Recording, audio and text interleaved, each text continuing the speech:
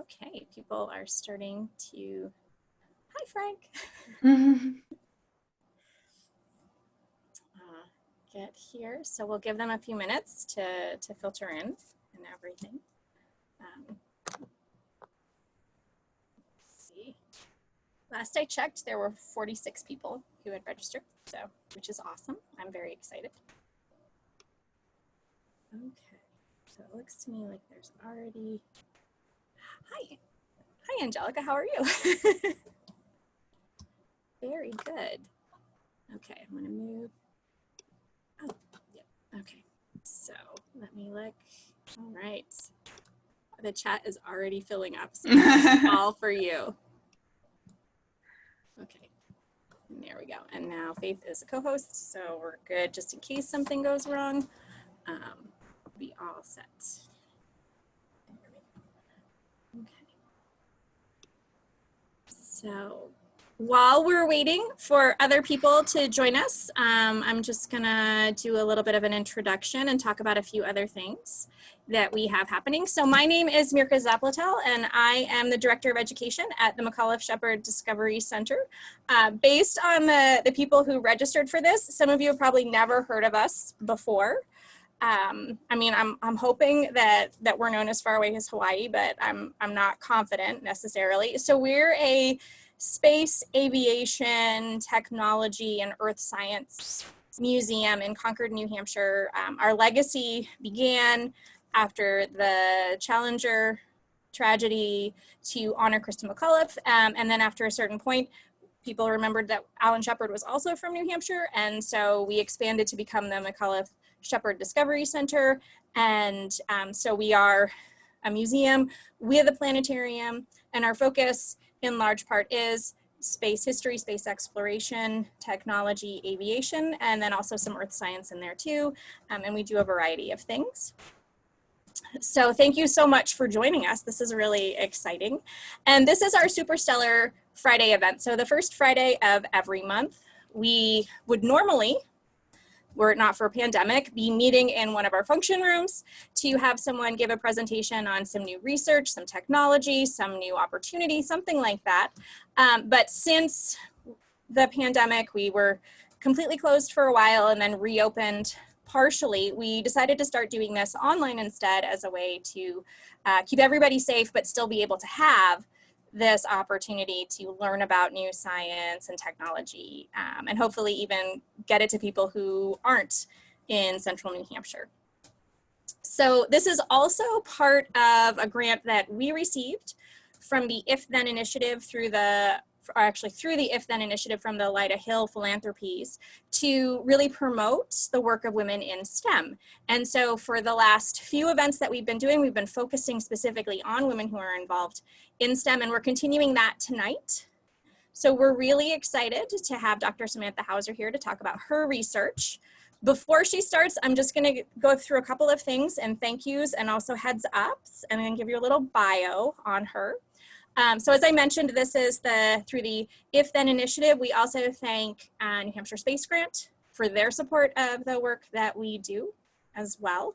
As I said, we've been doing a bunch of things to kind of highlight women in STEM and also the ability of anyone to do those kinds of things. So right now we actually have a Rube Goldberg machine challenge that we just posted last week, and we're challenging people to do the same challenge of the actual contest this year, which was to drop a bar of soap into someone's hands. In my case, it was a stuffed animal because I was the only one there. But what we did was if you go on our Facebook page and then also at starhop.com in our blog, you'll see some information on Rube Goldberg machines, which are a lot of fun, but really frustrating in all honesty. And you'll learn a little bit of history about that, but also see that we've got a contest going right now through the 13th, where we challenge you to design your own share your video of your machine and a list of the steps with us. And we've got different age groups, and then we have prizes of a family membership per age group. So that's something you might want to look at. We also, if you're in the Concord area, Aerospace Fest, which would normally be in May, was postponed. It is next Saturday, the 12th. We've moved it all outside under tents instead. So there are going to be a bunch of robotics teams demonstrating their robots. There are going to be a bunch of activities as well to do. The Belmont High School Astronomy Club will be there, Girl Scouts, and we'll also be premiering a new planetarium show. So it's free and open to the public if you want to come on by. We're doing all that we can to be safe in terms of wearing masks, sanitation, limiting numbers in certain places, all of those things. But it looks like the weather's going to be good, fingers crossed. So please come join us. We also have a couple of other things happening later this month. Once again, because of the pandemic, originally we were going to celebrate the Hubble's 30th birthday in April, but everything was closed. So we're having a belated party for the Hubble on the 25th. You're welcome to come and see the big image from the 30th anniversary, as well as have some cupcakes and do some activities. And there'll be one final educator-led science event or experience at the end of the month on the 27th. More information to come. So that is my spiel right there. I've done it all. And so now I just have the pleasure of introducing Dr. Samantha Hauser, who is going to be talking to us today about her current work. But just to give you a little bit of background, she's from New Jersey, went to Rutgers. She did some pretty amazing stuff with GIS mapping and bobcats.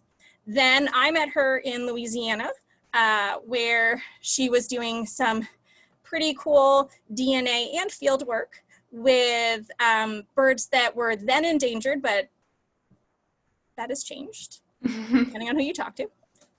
And now she is a postdoctoral fellow at the University of Wisconsin in Milwaukee. And she's working with the Hawaiian monk seals, which are also a really cool species, and once again, doing some DNA work. So I'm going to turn it over to her, but just as a reminder for those people who have been here before, or if you haven't, the way we're gonna do this is the chat is open and the question and answer is open as well. I'll be monitoring those, and so Sam will stop periodically and ask if there are questions and comments, and I'll feed whatever you've put in there to her just to kind of facilitate this. And with the question and answer, if you're watching and you see a question that you have, remember that you can vote for it to kind of get it to the top of the list so that we know it's a really popular question. And with that, I'm going to mute myself and my video for most of the time, and I'll just chime in every now and then when Sam takes a break, okay? Thank you. Thank you, Mirka, for that lovely introduction. And thanks to everyone who's come out on a Friday evening. That's super awesome of all of you. Mirka, I cannot screen share. You could give me that.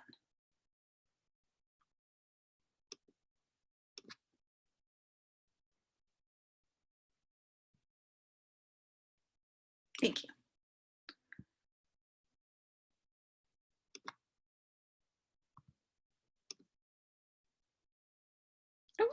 Not that. Sorry. Technical difficulties.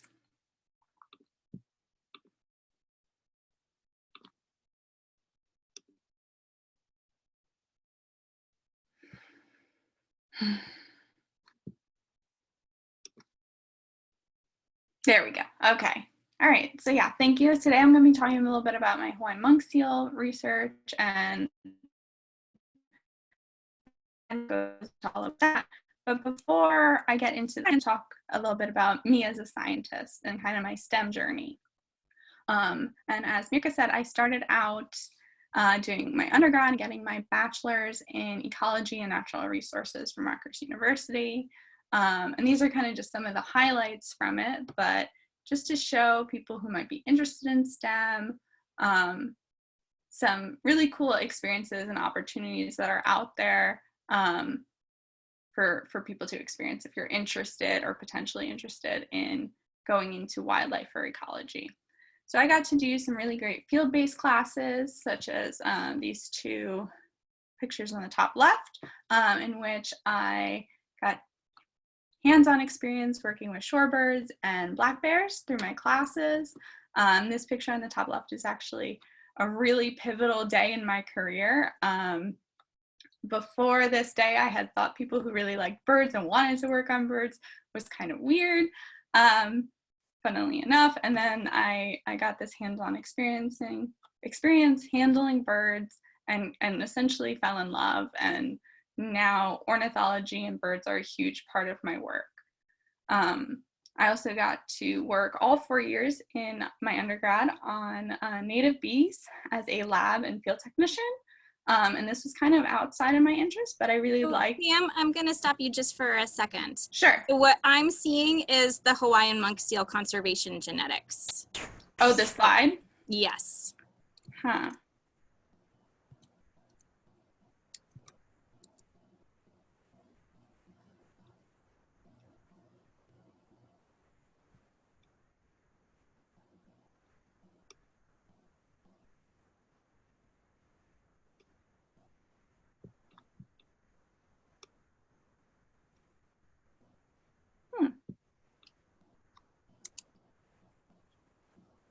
So it was showing it as if it was 1/4 of the screen.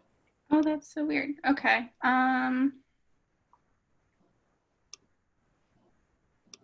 Oh, now I see you with a bird. There we go. There we go. Okay. All right. Thank you. Thanks for letting me know. It was showing up like this for me. So this is the slide I was on of the highlights of my undergrad at Rutgers. So this top left picture is me being introduced to birds, like I said, and this really great experience, as you can kind of see in that picture where I'm smiling ear to ear. And then in the middle picture is the black bear experience that I got monitoring and shadowing a wildlife professional through one of my courses. And then kind of to catch up to where I was at, like I said, I was a field and lab technician in a native bee lab for all 4 years in my undergrad, which was a great experience to broaden my opportunities and experience and really branch out of what I typically would have done. And as kind of a plug for native bees and a little science communication, when we're talking about native bees, we're not actually talking about honeybees. There are 4,000 different native bees across the United States, and they're actually quite docile and sweet. You could actually go up to one of these bumblebees in this picture on a flower and pet its little fuzzy butt, and they'll be super chill about it, and it's really wonderful. On top of that, they're really important for our ecosystem, our food, and all of that. And I think they get a bad rap for being aggressive or for bee stings because of the honeybees, which are actually from Europe, can be a bit aggressive, or we misidentify a wasp as a bee.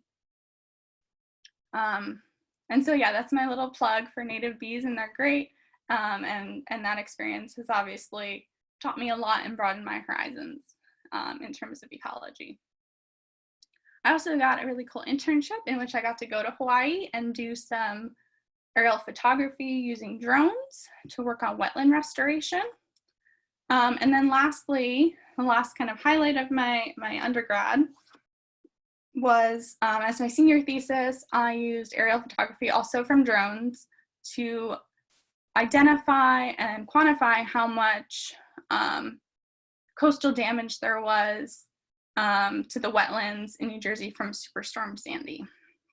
And so I do this broad horizon and highlights from my undergrad to illustrate how important and how cool it is to seize up as many opportunities and things that maybe you wouldn't necessarily be interested in, just to experience new things and explore your interests, especially for those of you who might be interested in STEM or starting out. That's the best piece of advice I could give, for sure. After my undergrad, I went to my PhD at University of Louisiana with Mirka, and we got all sorts of specialized classes. I got even more hands-on experience through these classes, such as all these great pictures here with the hummingbird, the golden-cheeked warbler. I got to work with bats and the kangaroo rat. If you don't know about the kangaroo rat, it's a really cool rodent that actually hops like a kangaroo, and is adorable, of course. So more specialized classes. I also did genetics classes, but those aren't as fun to show pictures of, and so we're just going to show the cool ones.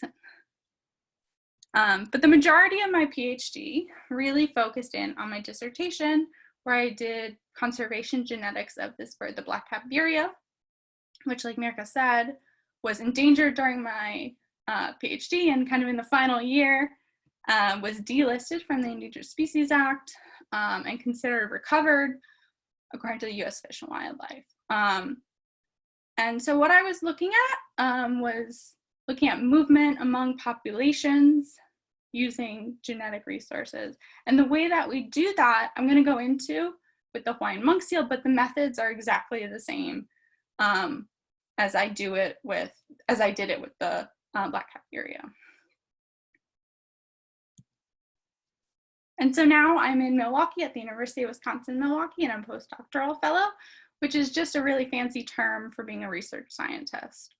And I have two main projects, the Hawaiian monk seal stuff that I will be talking to you today, but also I'm working on helping captive breeding programs integrate genomics and genetics into their breeding programs to inform and make the best breeding pairs possible, so that we prevent inbreeding and keep happy and healthy zoo populations. So I'm going to pause here and see if there are any questions regarding my STEM journey, any advice that people have or would like from my experiences, at least. So there's nothing up so far, but I will keep watching for that. And maybe just, I'm sure you'll get to it a little bit, but could you talk just a little bit about a captive breeding program for anyone who's not entirely sure what that is? Sure. So a captive breeding program are, when you think of zoos and we have all these animals among them, we're trying to, or the zoos, I shouldn't say we, the zoos will breed animals to keep those populations going. And that has been really pivotal and amazing for conservation in terms of things like the California condor, and bringing them back from extinction. And it's been great for reintroduction programs as well. We've recently reintroduced giraffes into Africa or into new parts of Africa through these programs. So there's other aspects to zoos than just, going to see them. Excellent. Okay, so we do have some questions now. So Angelica is asking, what other career choices did you consider? So when I was in undergrad, I did consider other things. I was interested in biology kind of broadly. I had always been interested in animals and, animals in nature my whole life. But once I got to undergrad, I was still exploring which science I wanted to go into. I was pretty focused on wanting to do science. And I was taking classes and kind of the introductory classes. And once I got into my introductory ecology class, that's where I really hit my stride and found my niche. So kind of what worked and made me happy, and it's all history now. Gotcha. And then we have another question from, it looks like Akimi's S10 phone. Did you skip an MS degree and why? I did skip a master's degree, and partially that was because of advice I had gotten from mentors to skip. I knew I wanted to do research, and a lot of the advice I had gotten, which I don't know if it's necessarily true, but this is kind of the perspective I had when I was applying, was I wanted to go into research. That's what I really liked based off of my internships and those kinds of things. And they basically said, if you want to go into research, you should just go to a PhD. So that's what I did. Okay. And then Cassie is asking, how can you get so close to birds and hold them? Yeah, so that's a great question. There's definitely different ways to do that, depending on what bird you're trying to catch. For the shorebirds that we did in that first picture, we actually used cannon nets. They were out on the beach, and we kind of hid behind the dunes, set off a cannon net, like that literally threw the net on top of them. We rushed all out there and grabbed them from under the net. For the smaller birds, like the black-capped vireo, we put up mist nets, and these mist nets look like essentially like volleyball nets with very fine netting, and they're very fine. You can't see them very well. Like I've gotten caught in my own mist net before. And so you put them between kind of two bushes or two trees or something like that, and the bird flies through, and it gets caught in the net, and you just take it out. Okay. And then it looks to me like, hold on, there is a hand up. So, Richard, were you going to say, do you have a question? Unmute yourself, I think. You need to do it. Let's see if I can make this happen. So it's not letting me unmute it. So I think maybe you have to, or try typing it in because I can't get it to work. Okay, in the meantime, Brian has a question. What was your favorite experience with an animal? Probably my favorite one is probably still that day on the beach, because it had just changed everything so much. You know, it was that first experience holding a bird, and changed my perspective so much. So it's still one of my absolute favorite days. Okay, cool. And then Jenna's asking, how hard is the math in your field? Yeah, so we're gonna get into math, actually. Not really, but how we use math in my field in conservation genetics. And I will say, like, I was not particularly good at math growing up, and wasn't particularly good at it in undergrad. I would say I was kind of an average student, maybe above average if I'm nice to myself. So I definitely don't want anyone to think that math should dissuade them from going into science, especially a genetics type field, because sometimes you're not into math because it's not answering a cool question, but as you'll see, sometimes math can give you really cool answers, and if it means doing a little bit of math to answer conservation questions, you might be motivated to do it, and you might like it. Okay, thank you. So those are all the questions so far, but I'll keep watching for the next break. Okay, cool. All right, so we're gonna go to the start of the show, the Hawaiian monk seal. This is the Hawaiian monk seal. It is an endangered marine mammal, and it is considered the most endangered marine mammal in the United States. They are endemic to the Hawaiian archipelago, so that means that they are only found in the Hawaiian archipelago, nowhere else in the world. There are about 1,400 individuals left, most of which are in the northwestern Hawaiian Islands. And what I mean by that, if you look at this map on the bottom right, so the main Hawaiian Islands are kind of what you think of when you think of the state of Hawaii. It's kind of the places where people are. But then the archipelago continues upward with these smaller islands and atolls all the way up past Midway. And most of the monk seals are found in the Northwest Hawaiian Islands, where there aren't people, really. They're very sensitive to disturbance and human interactions, so they've done very well where humans aren't. But now there's some also in the main Hawaiian Islands. So if you are in Hawaii or you visit Hawaii, you could see some. They're considered kind of philopatric. I'd say 90% of them stay at the same island that they were born at. They're also considered somewhat solitary. You don't see them in large groups or anything, but it's hard to know whether they're not in large groups because they're solitary by nature or because there's just not a lot of them. So more research is being done towards that. They're also considered generalists in terms of prey. They eat pretty much any kind of fish, and yeah. So our conservation story really starts in the 1800s when European colonists got to the Hawaiian Islands, and they saw these large monk seals.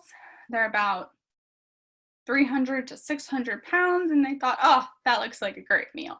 And so they started hunting them for food. And this continued all the way through the 1900s.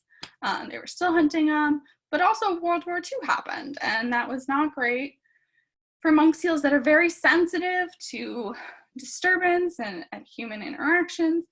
And so during World War II, 2 military bases were set up on Midway and French Frigate Shoals, which are 2 islands in the Northwest Hawaiian Islands. You've probably heard of Midway through the Battle of Midway. So bombings, military activity, and all the things that kind of go with that have not been great for the monk seal in general. And through all this, it's kind of left the Hawaiian monk seals with small populations. And these small populations can result in inbreeding depression. And when animals get inbred, they can't survive as well, they can't reproduce as well, and so that decreases the population even more and increases the risk of extinction for the species as a whole. And this is considered or called the extinction vortex. But on top of these small populations, there's a whole suite of Hawaiian monk seal threats that they face. So they face marine debris entanglement. They get caught up in nets and fishing gear and fishing hooks and can get injured from that. There's this legacy of overfishing in the Hawaiian Islands that while the ecosystems are recovering, there's still not enough food to really go around in terms of fish. And so we're seeing a lot of pups starving and having a hard time, or mom's not able to get pregnant and have pups. You don't have to worry about this guy in the picture. This little pup was brought in and rehabbed and released. And because of also the overfishing that has happened, there's, like I said, not enough food to go around, that sharks have switched from eating fish, or other fish, I guess I should say, to eating monk seal pups. And so they're specializing on monk seal pups in the northwestern Hawaiian Islands. They're also affected by infectious diseases that humans have brought with them. These are new diseases that they don't have immunity to. One in particular, which is hitting the monk seals pretty hard, is toxoplasmosis, which is spread through our cats. We can actually even get it, but the monk seals, if they get it, it can often be fatal. Also habitat loss. So these are kind of what the atolls look like in the northwestern Hawaiian Islands. And you can see that the sea level is quite high compared to the islands. And so with sea level rise, with climate change, losing islands or losing habitat is not uncommon. And with storms and hurricanes, we can lose entire islands. 2 years ago, a hurricane went through and we lost an entire monk seal island. So it's definitely problematic. Human disturbance on the main Hawaiian Islands. So unfortunately, when monk seals come to rest and loaf on the beach from their hunting, humans tend to get very excited, and I totally understand that. I as well, but we do have to keep it because it stresses them out, and instead of resting like they very much need to recuperate, they'll go back into the ocean. It can also cause moms to kind of run away from the people and leave their pups behind, and essentially abandon them in the process. So definitely a problem, especially in the main Hawaiian Islands.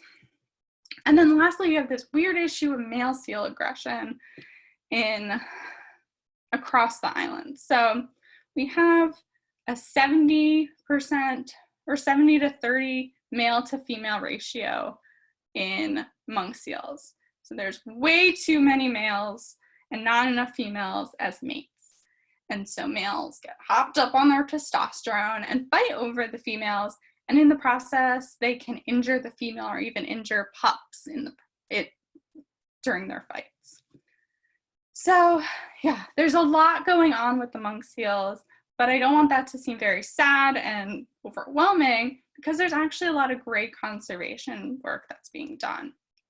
And this is being done by the Hawaiian monk seal research team or research program that is at NOAA in Hawaii, and they're a wonderful organization, and they work in concert with the Marine Mammal Center, which does a lot of the rehabs.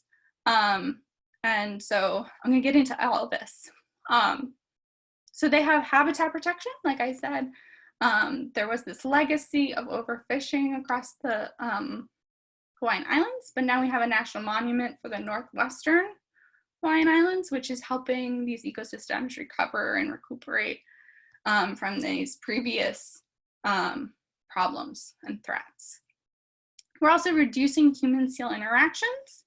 So on the main Hawaiian Islands, if a monk seal comes up onto the beach, we have volunteers and NOAA employees that go off and rope off parts of the beach, put up these great signs to keep humans back and prevent any kind of harassment or negative interactions between the monk seals and humans, and so that way they can rest.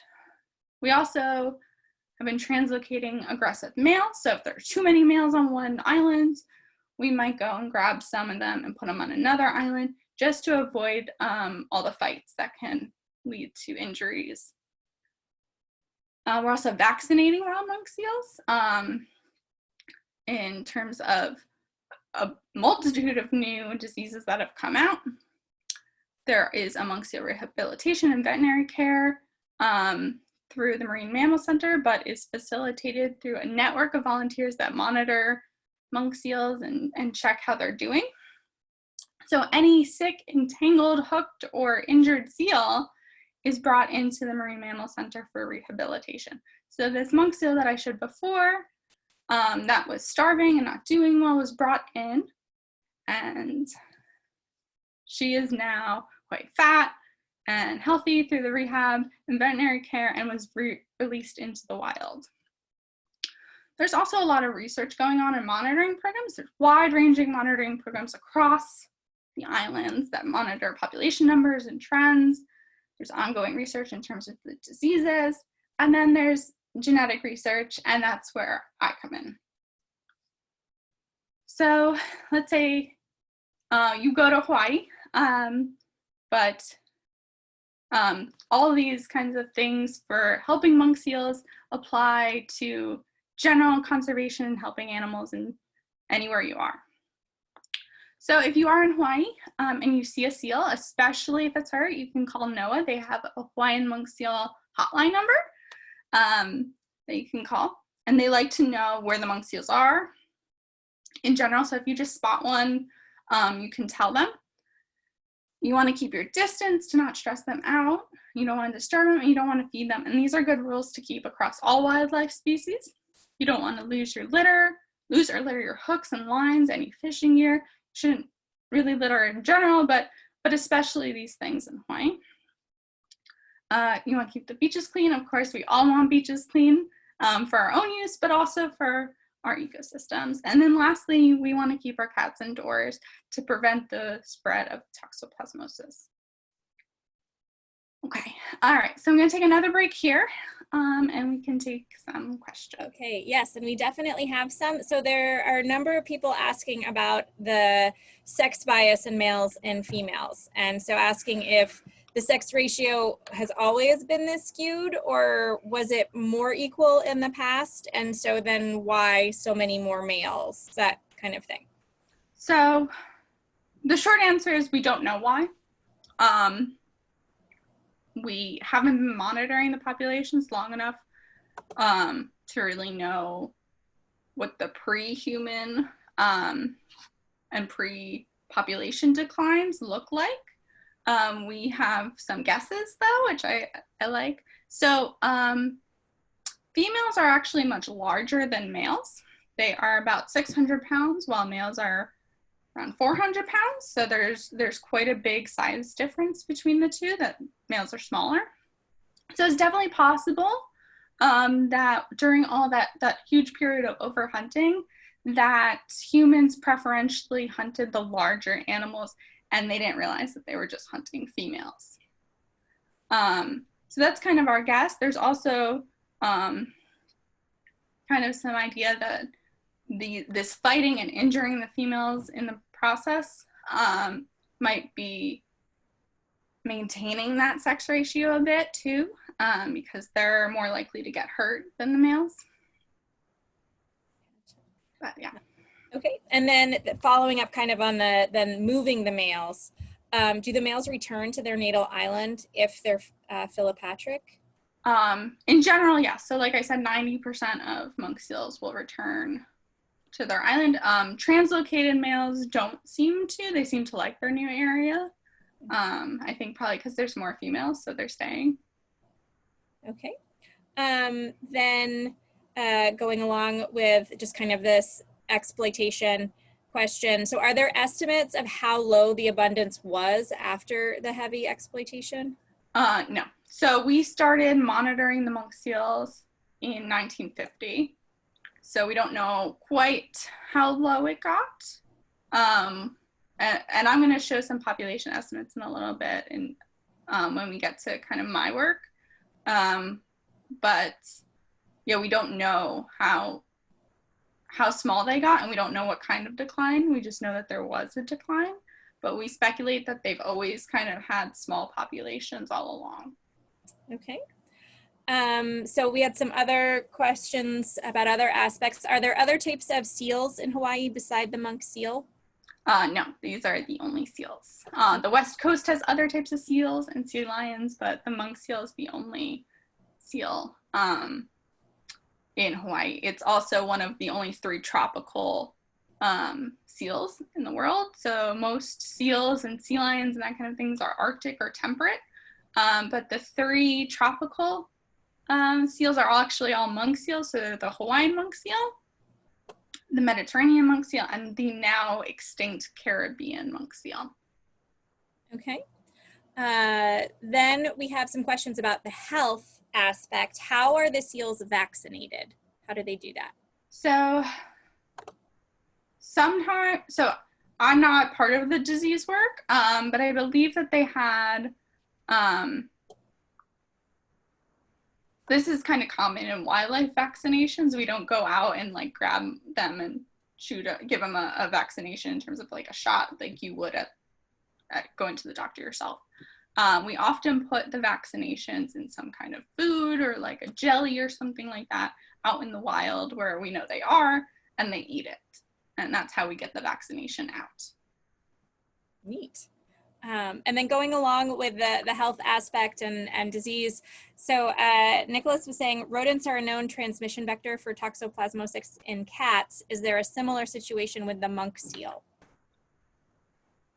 Probably. I don't think we've researched that, but I would not be surprised if that were the case, especially since rats and cats and those kinds of things are definitely huge problems on islands. Okay. So those are all of the questions for the moment. Cool. Okay. So we're going to get into population genetics. And what even is this thing, right? For most people, they probably have not even heard of this. And if they have, it sounds kind of scary. But what it basically is how we figure out how genetically similar and different populations are. And we can ask some questions based on those differences. We can ask about genetic variation. Are they inbred? Are they doing okay? What is the reproduction strategy? Is it one male and many females like we see in like walruses where the one male has a harem of females? Are they monogamous like penguins, or is it something in between? Is there movement between the populations? So the more similar they are genetically, there's more movement, and the less movement there are, the more different the 2 populations are genetically. We can look at things like seasonal migration, like when birds migrate south and for the winter and north for the summer. And we can figure out if these groups stay together during migration. Do they separate? Are they all kind of mixing? And then another cool question that we're just starting to look at with genomics is there local adaptation? And is there kind of evolution at different populations? Sometimes one area or one part of the region has some unique environmental thing, and those individuals have adapted, and we can see that in the genetics of them, while other parts have not. But regardless of any of these questions or things, it all comes back to us estimating how genetically similar or different our populations. And what we do with population genetics, this left side is kind of the math aspect, where we quantify how much genetic variation is. We figure out if populations are inbred. We can do paternity or parentage tests. And with that, we can estimate reproductive success. How well are they doing? But what's really cool is taking that math and relating it back to the ecology of the species, looking back at things that could affect conservation. So we can relate them to things like predation. Which predators are affecting them the most? Is climate change affecting them, or maybe is climate change affecting certain populations and not others? How is human activity affecting them? So for the monk seals, maybe human activity is causing them to do really badly in certain areas and not in others. Certain habitat types and how those affect population trends.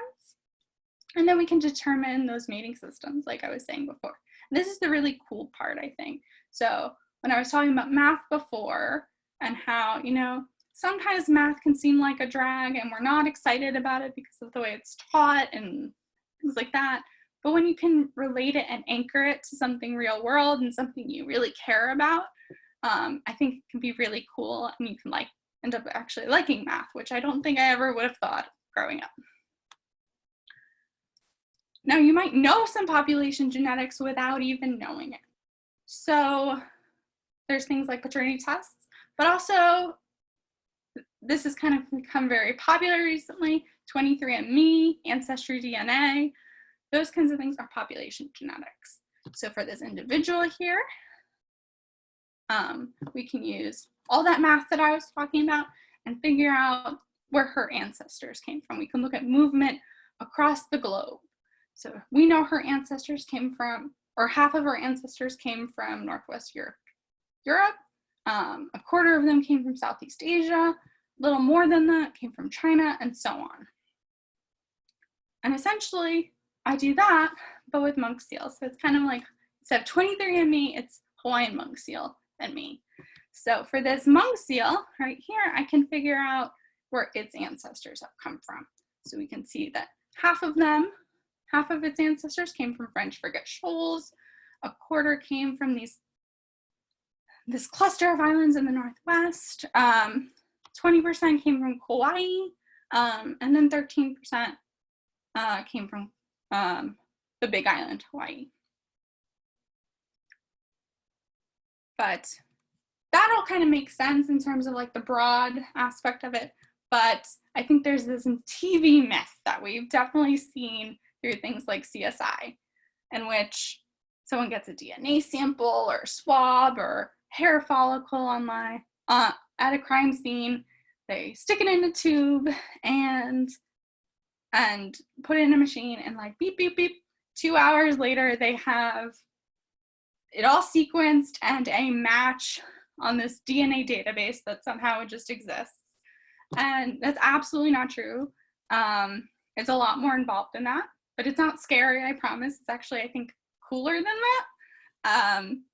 But if anyone can figure out how to do it in something like 2 hours, I will be the first one to step in line for that. So to go into that, I'm just going to go into kind of a 5-minute boot camp of genetic lab techniques. I just want to check if there's any questions before I do that. Not at the moment. There was just one comment from Ryan going back to the toxoplasmosis, that in California, they think for sea otters, it's entering the ocean through sewage. And so anyone flushing cat litter or those rats living in the sewers are part of the problem. Yeah, and that makes a lot of sense. Okay, so I'm going to go through this kind of boot camp, and it's not for us to learn how to do this or anything. It's more to just show you the lab techniques and the process. And hopefully you think it's cool. I think it's kind of cool, but maybe I'm just really nerdy. But it's okay if you're nerdy too. I'll be about it. So let's say you get a tissue sample. Let's say I have a Hawaiian monk seal tissue sample. We cut that up and weigh it to make sure we have kind of a consistent amount going in. We put it into a solution called the lysis buffer. And what lyse means is to break open cells. So we have these cells, we want to break them open and get to the DNA inside. And that's really this whole process, is we get the sample and we rip open those cells. And then we put that open cells into a column with a filter. And that filter is going to attach to the DNA only. And we're going to put in a centrifuge, which spins it kind of like a washing machine. And through that spinning motion, it's going to push the solution through the filter. DNA will attach, and everything else in that cell is going to flow through into the bottom part. And then we discard that. We get rid of that stuff. We don't want it. And then we wash that DNA on the filter a few more times in case anything got stuck. So sometimes things can just get stuck, even though it's supposed to only attach to the filter. So we wash it a couple more times. Same process though, where we put a solution in, we put in the centrifuge, spin it down, everything else flows through, we throw it out, and do it again. And that way we have really clean, just DNA on that filter. And then once we're sure everything's nice and clean, we put a solution called an elution buffer. And that buffer or that solution just releases the DNA. There's something about the chemistry of that buffer and that filter that allows that filter to release the DNA. And we do the same sort of thing. We put it in the centrifuge, we spin it down, and then since the DNA is released from the filter, it flows through. And then we have a great final product of a tube with DNA in it. But how do we get from a tube to those cool sequences with ATGC, you know? So sometimes there's the steps in between, but we're not gonna get into that. We're gonna jump to the cool part of sequencing. So DNA sequencing is really cool. I think it's very cool. So basically what we do is we fluorescently dye each DNA base. So there's 4 DNA bases, A, T, G, and C, and that makes up the entire DNA code in your cells. And so we fluorescently dye each one a different color. So A gets red, G gets yellow, C gets blue, and T gets green. And so once all of the DNA is dyed, we put in this sequencer machine, and a laser reads out those fluorescent dyes in order. So it reads it as green, red, yellow, blue, green, yellow. But putting it through the computer, it translates that color sequence back to the DNA bases. So on the computer screen, we get the proper DNA code. So we get TAGCTG, just like we see it in this diagram on the top left. And you now have sequenced DNA. Now, I know I went through it kind of quickly just to give you an idea of what's going on, but to give you a perspective compared to the kind of the myth of TV DNA and type stuff, this takes quite some time. So just that first step I was talking about cutting up the tissue takes a day in itself for, let's say, 90 samples. So if you're doing a lot of samples, it takes a while. And then sequencing can take about a day, depending on where you're sending it. And sometimes if you're sending it out to a genomics facility, it takes something like 2 weeks to a couple months. And so genomics works can definitely take some time, and I still think it's cool and it's super great, but it's definitely not this instantaneous thing that they portray on TV. But what's also cool about me showing you this process is if you have done 23andMe or you've done Ancestry DNA, it's the same methods that I just showed you. So now you know kind of the behind the scenes that they have done. Okay, so before I go into my current work on Hawaiian monk seals, I just wanted to see again if there's any questions. Yep, we do have a question from Angelica. She's wondering, how do you individually dye the DNA bases? That's a good question. So obviously I'm not going through and dyeing each one like you would think of like dyeing hair. So we have these kind of you can think of them as like a probe. So essentially we know the chemical structure of each one of these bases, and it's a little bit different. So what we do is we attach that dye or a fluorescent type of thing to a piece of DNA that's going to attach to only the T bases, and another one with the A bases, and go on and go forth. Does that make sense? That was the only question. Okay, awesome. Okay, so moving forward, we're going to go to their current work with Hawaiian monk seals. All right, so to give you some background of what I'm working on and why I'm working on it. So we have seen range-wide declines in the monk seals. So when we started monitoring them in 1950-ish, we had about 900 or so adults. That's not counting pups or anything. And this obviously isn't range-wide, but it reflects the range-wide declines because monitoring has not been range-wide since 1950. So to keep everything equal and stuff, we have these lower counts. But anyway, so we've seen range-wide declines in the monk seals since monitoring started until about the 2000s. And you see how things are kind of leveling off. And it's very exciting for monk seal research and conservation. We want to know why. Why and what is causing this stabilization? Because we want to know exactly what it is and pinpoint that so we can make sure to do it more and keep that recovery and conservation success going. And to kind of break that down between the two regions, the northwestern Hawaiian Islands, here on the left, the main Hawaiian Islands in the middle, and then births in the main Hawaiian Islands on the right. And so if you look at the northwestern Hawaiian Islands, they're decreasing a little bit, but in the main Hawaiian Islands, they're increasing quite a bit. It's really exciting, right? And there weren't really many there are about like 20 or so, right? In the main Hawaiian Islands as early or as recent as the 2000. So what is causing this pattern? That's my research right now. Is it because we want to know exactly what that is. And we have a few scenarios on what we think might be happening. And so first scenario is that conservation in the main Hawaiian Islands is doing really well. We're being very successful about it. Stuff of, beach protection, working on reducing toxoplasmosis, keeping humans away, and as a result, populations are increasing. Or scenario 2, individuals from the northwestern Hawaiian Islands are just moving from the northwest to the main Hawaiian Islands.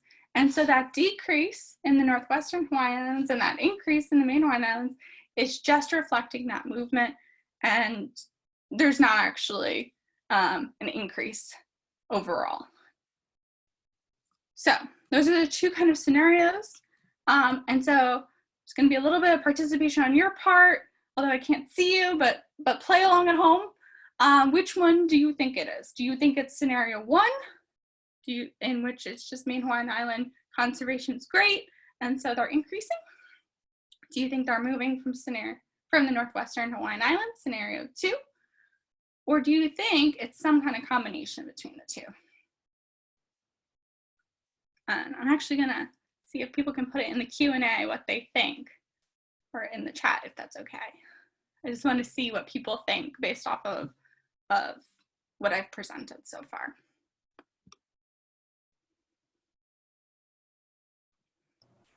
Okay, so we've got a vote for combo of 1 and 2, a vote for 2 as well. Number 2 again. 2 with an exclamation point. So a very emphatic. Is this a trick question? Another two. I give 3 options. It's got to be one of them. Combination. Yeah, to the exclamation point, another combo. It says 3. Apparently 3 is the combination, maybe. Yeah. A 1. Oh, another combo. 2, 2. So it is a trick question. Okay, all right. So it seems like most people saying 2 or combo. Okay, okay, so.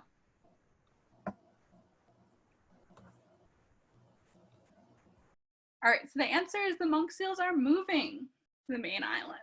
We are seeing movement from islands, especially from French frigate shoals over to the main Hawaiian Islands. And we don't specifically know why, but we have an idea. And that idea is the shark predation. So I alluded to this early on, that sharks have specialized on monk seal pups in the Northwest Hawaiian Islands. And these pictures show it really well, actually. So if you see, these sharks are beaching themselves to catch and grab some of these baby monk seals, pull them out to sea and eat them. And so what we think might be happening is that individuals or moms especially are moving from these Northwest Hawaiian Islands with all this shark predation pressure and moving to the main Hawaiian Islands. And this makes a lot of sense if you bear with me with anthropomorphizing this for a second. You wouldn't want to raise your kids in a hostile environment where something's trying to eat them, so you would go to a safer area to raise your kids, and that makes a lot of sense.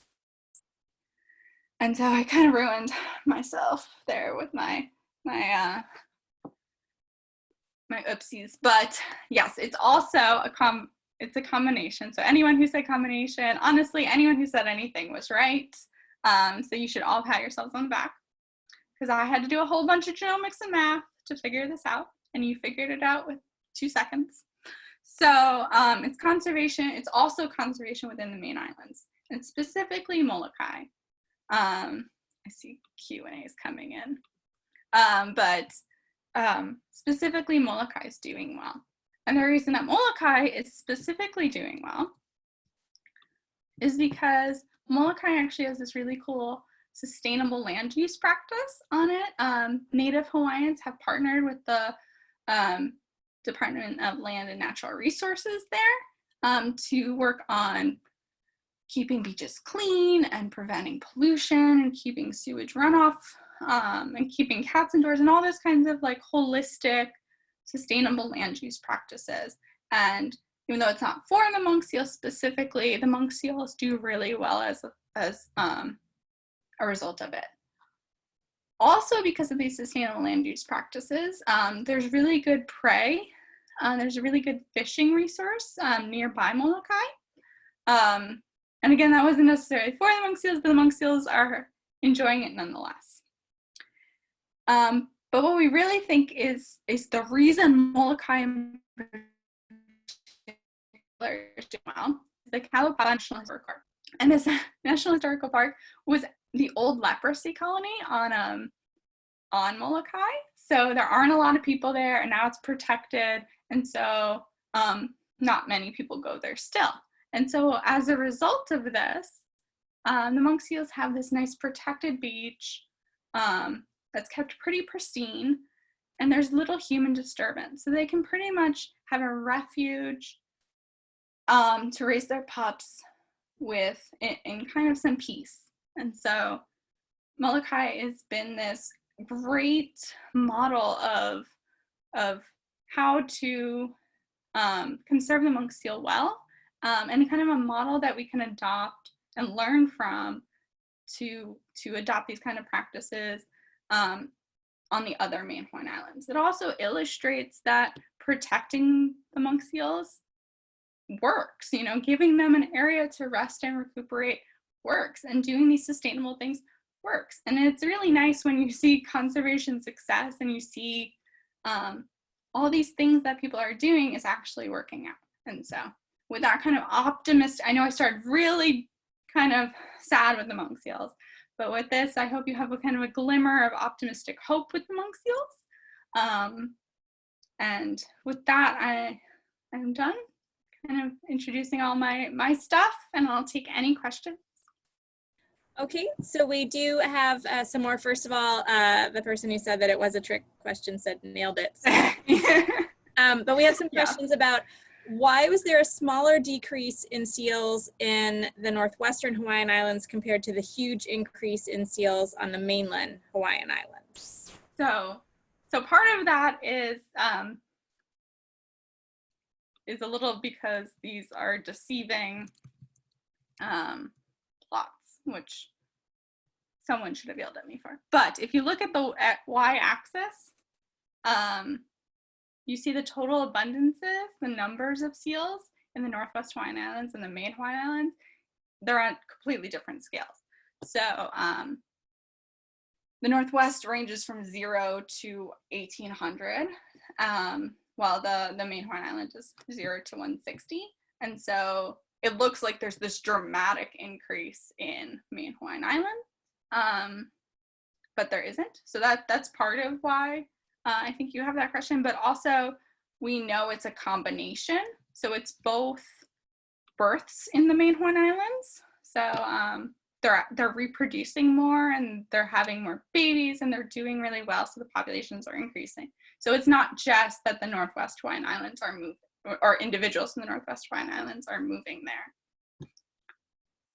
So, okay.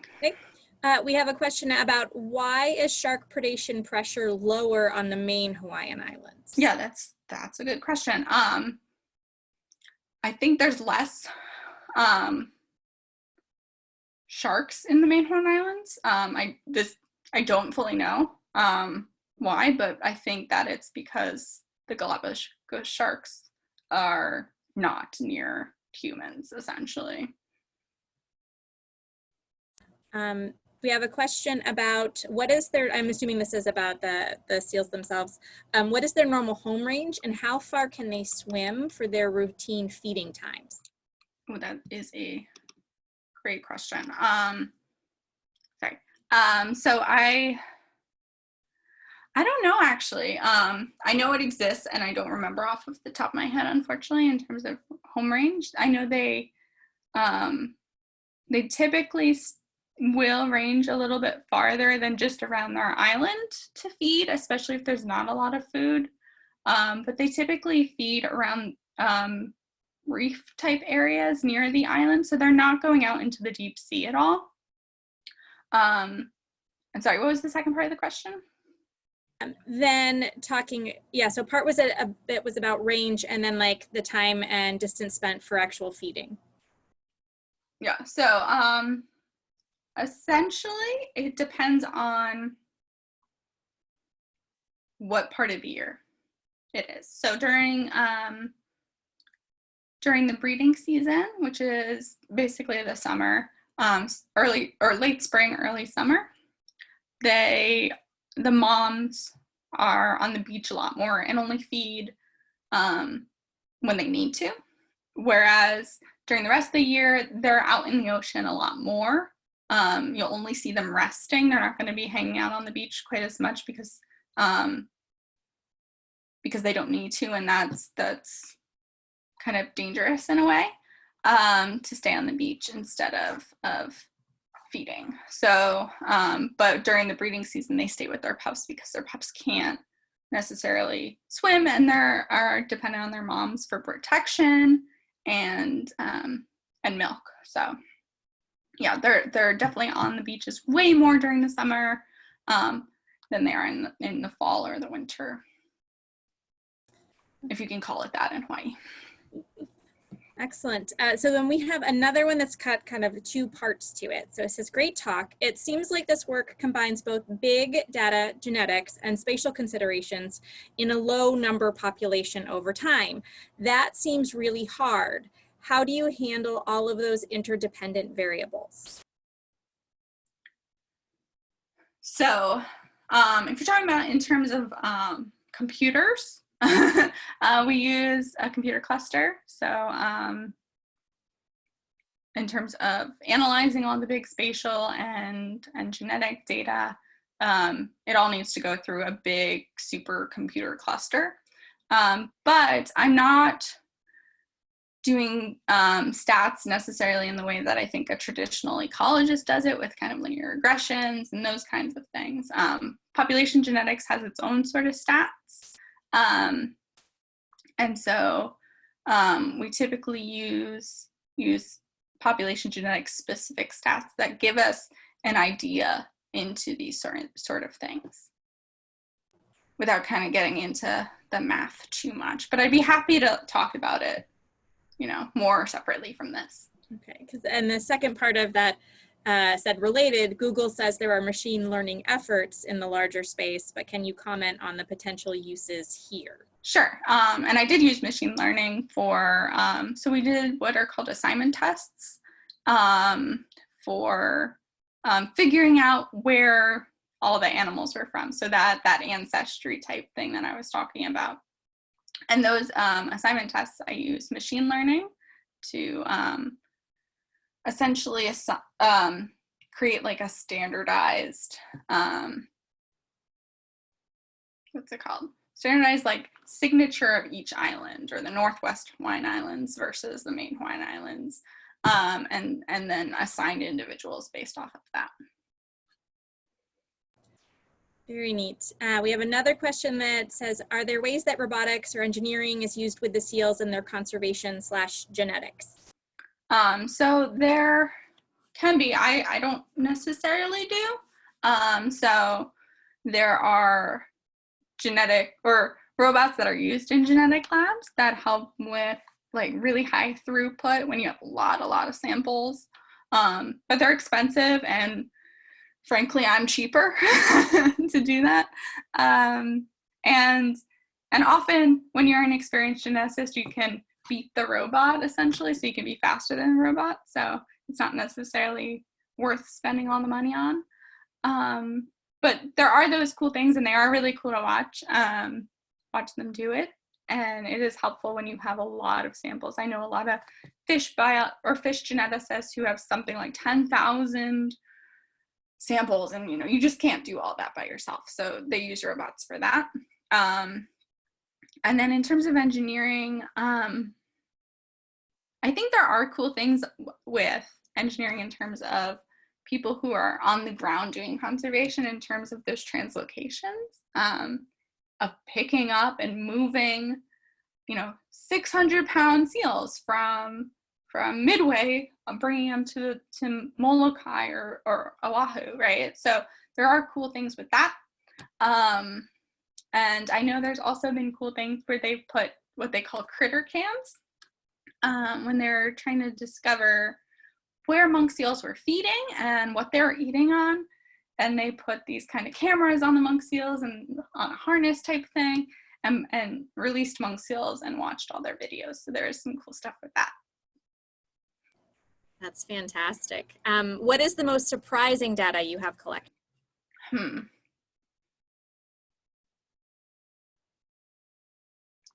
So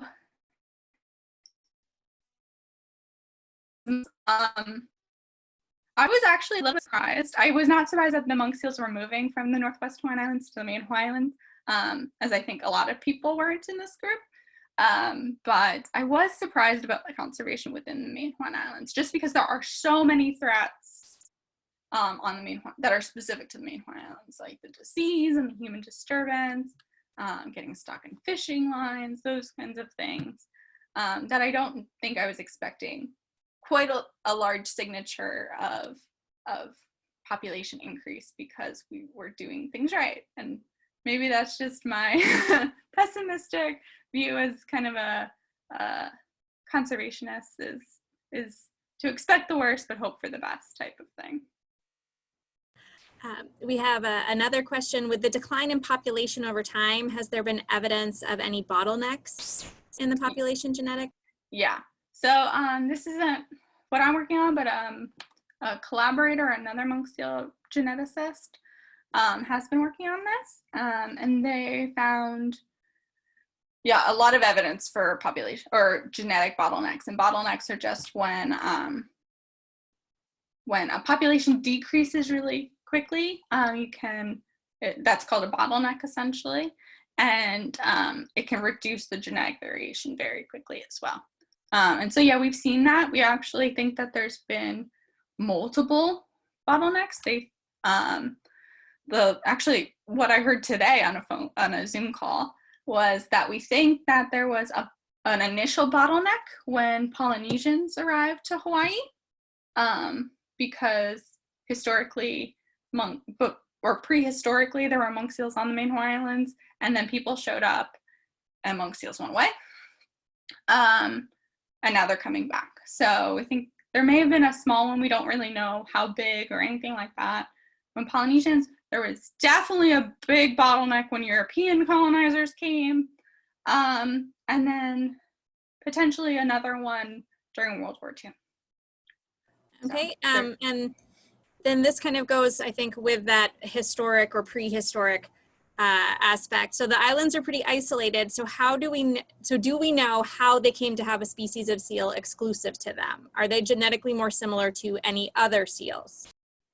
So Hawaiian monk seals are most genetically similar to the other monk seals. And that I think we found through kind of fossil records and historical records that the Hawaiian monk seal is most related to the Mediterranean monk seal, and then secondarily to the Mediterranean monk seal.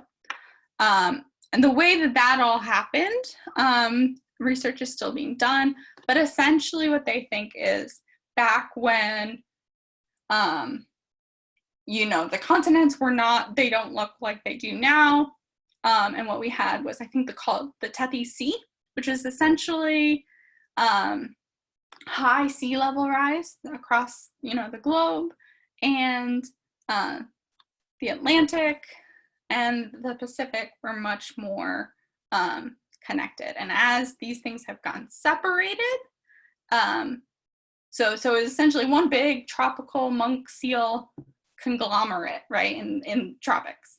And then as the Atlantic got cut off from the Pacific, each species kind of diverged. So we got the Mediterranean over in Europe on the other side of the Atlantic, the Caribbean, and then stuck in the Pacific is the Hawaiian monk seal. Do the monk seals get checkups by veterinarians for their different health problems? In a way, there's not veterinarians going out to check up on all of them. That volunteer network that I was talking about, there's a lot of Hawaiian monk seal volunteers that go out and just kind of look and check for monk seals, and if they see one that's not doing well, or one that's not tagged, for example, they might call the veterinarian or the Marine Mammal Center to come out and check on it and bring it in for rehab. Okay. And if it's a new pup or someone who's not tagged, they'll go out and tag it and do kind of a little workup on it from the vet. So I think we'll do two more questions. First one, any knowledge of Atlantic seal populations, for example, monitoring program for gray or harbor seals at Duck Island and the island of Shoals in southern Maine? I don't personally. I'm kind of new to the seal world. As I kind of showed, I've been kind of a generalist and I came from birds, but I know people are working on harbor seals out there. I just don't know the work very well. And finally, is there critical habitat designation for this endangered species under the Endangered Species Act? So the northwestern Hawaiian Islands are considered critical habitat designation because that's where the majority of the species is, and until about 2000, the entire species was. But more specific than that, I don't think we've designated. And I know that Sam is happy to answer other questions if you have them or if you think of something later on, and I'm happy to facilitate getting people in contact.